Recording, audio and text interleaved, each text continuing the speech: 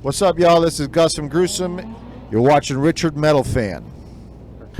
So what's up, guys? RichardMetalFan here, episode 51 of RichardMetalFan Interviews here at Ground Zero in Spartanburg, South Carolina, and I'm here to chat with Gus from Gruesome. How you doing, Gus? Good beer, man. What's up? Doing pretty well. So basically, this format is I want to go through your catalog, talk about like your musical journey from where you start to now. But let's just dive it back into the very beginning.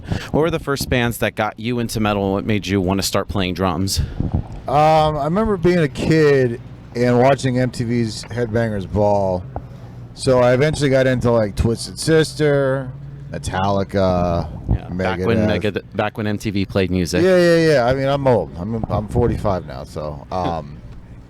And then eventually, I remember being in school in like '87, and some kid, Anthony, was like, "Hey, you ever heard of Slayer?"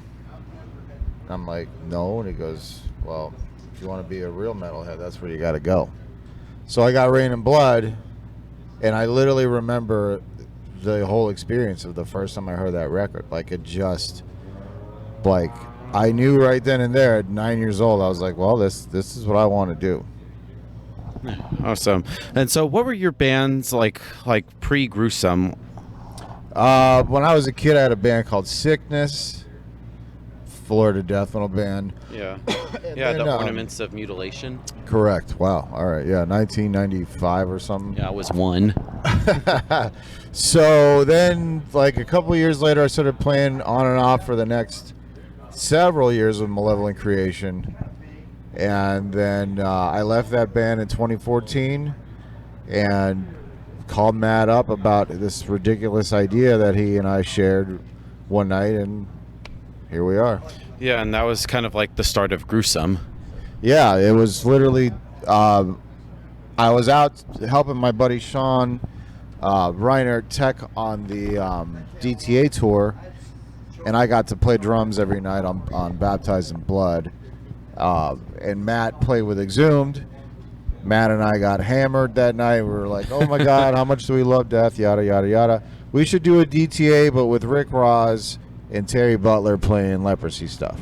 That's awesome. Which is really interesting. Like, now that's something that's going to happen. But that eventually turned into, Matt, why don't we just write our own death songs?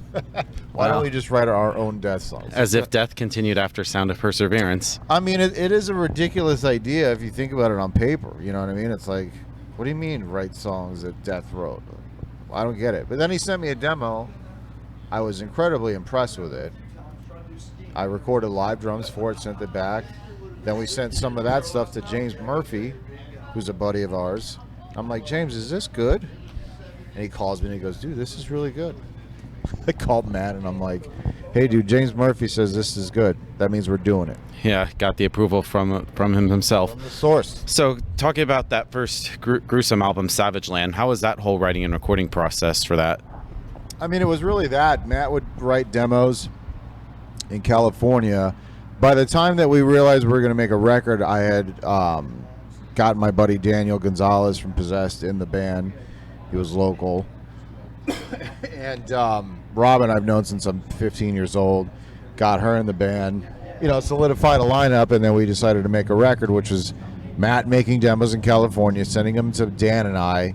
We would tweak them a little bit, re-record them, send them back to Matt. Recorded the album, and thankfully people dug it. Yeah, and I think it's great too. Thanks, it's man. like death continued on, but it's just like people say it's a tribute, but but you guys are doing your own original shit. I mean, I say it all the time. Gruesome is just a really elaborate love letter to death. You know. Yeah, and I remember a buddy of mine said Gruesome is just diet death. That's we're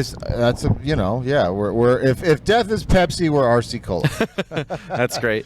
And so then 2016 and 17 you released Dimensions of Horror and the Fragments of Psyche EPs. Between that, was that those two EPs sort of like something to hold fans over to Twisted Prayers? You know, I think once we realized that this was a thing, Matt just gets riff diarrhea, and we just were incredibly creative and really juiced on the whole thing, because it's Gruesome is fun, man. It really is. It's like you're mimicking your favorite band, and it's like exciting and fun for us to do it. So every time Matt sends a demo, I'm like super stoked to flesh it out and see how it's going to sound. It's like fun for us. Yeah, totally. And then going to 2018, you released the most recent album, Twisted Prayers. Was there kind of like pressure to follow up Savage Land?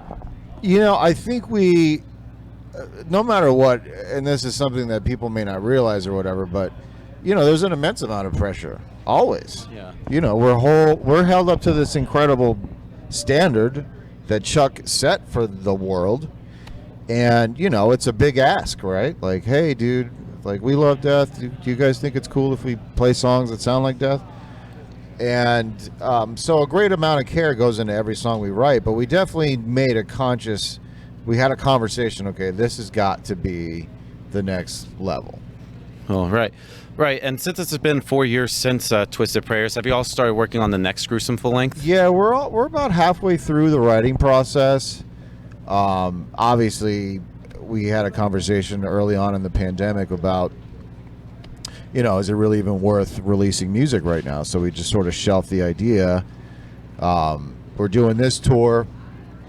We're getting home and just going to continue working on writing and demoing songs, hopefully to record later this year for a 2023 release. Yeah, and will it be kind of like picking up where you left off after Twisted Prayers, or will it almost kind of be like a new beginning and a new start for Gruesome in a way? Well, I mean, it's no secret Death's next record was Human, so that's where we're going. Like, we're, you know, Sean Reiner was my best friend for 25 years, man. Yeah. So for me, it's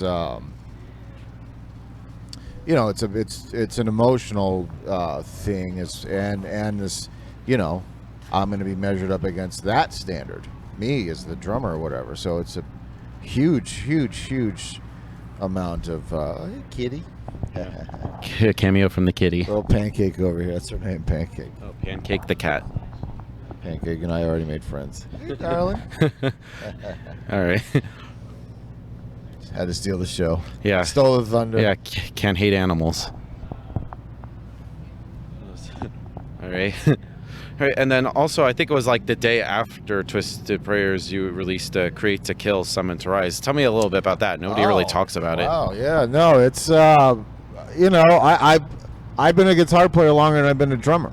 Oh, really? I thought drums was your first instrument. No, man, not at all. I played drums out of necessity because me and my brother were like little kids.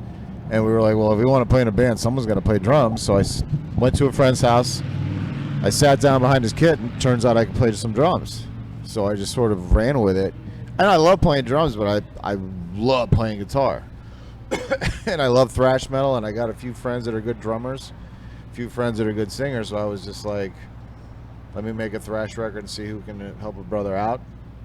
So I got Tobias Gustafson from Vomitory on drums on a song. I got my buddy Dirk Verburen on a song for drums. Oh, nice.